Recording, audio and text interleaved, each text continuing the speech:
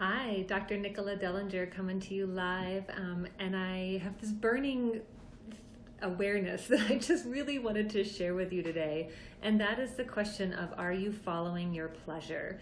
And what's come up for me is that so oftentimes we are holding space for other people. We are holding space for somebody else to show up and love or accept or appreciate or acknowledge who we are as people.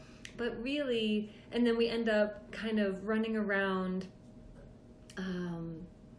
taking care of them and doing things that we hope will get their recognition or their acknowledgement or their love. But really what we could be doing is actually holding more space for ourselves.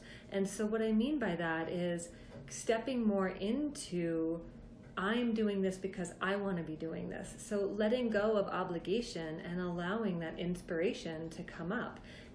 But oftentimes when I talk about this with the folks I'm working with, there's kind of a little bit of a blank stare that happens because so often we don't actually even know what it is that we want. We're distracted, we're not connected. And so that's always the very first place to start. Is just slow down, close your eyes, take a few deep breaths, and get connected with that heart center, because that right there, that wisdom that lives right here within you always knows what you might want, what the next step is. And maybe you don't know what you want to do at the end of the week or in a year from now, but in this moment, you know what would please you. And for me, the next thing I'm going to do is see another patient, and that actually is pleasing to me. And when it isn't, I actually try to make more space in my schedule for me.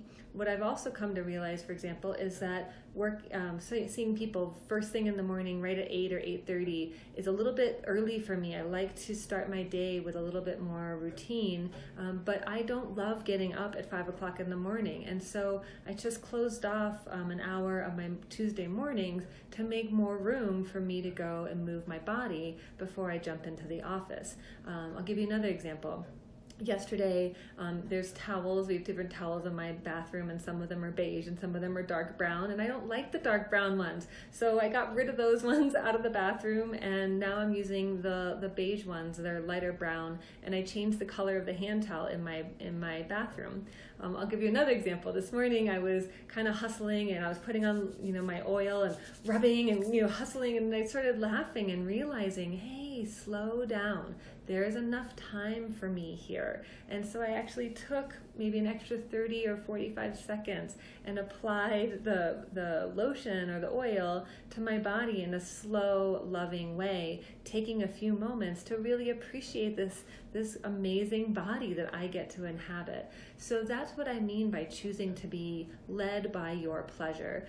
I know we think of pleasure as always being, or maybe oftentimes being sexual, but it could mean that, by all means, that's fantastic too, but it could also just mean what is pleasing to you in this moment. And sometimes that's showing up for our partner and saying, holding a ton of space when they're going through something. And sometimes it's disengaging and saying, you know what, I'm not in a space to do this out of loving authenticity right now. So let me know how this lands for you, and those places where you realize that you're not choosing what pleases you because X, Y, and Z has to be done, and realizing how much more can be created when you choose out of your pleasure and the easy ripple effect that has. So thank you so much for joining. Can't wait to meet with you again soon. Talk to you later. Bye-bye.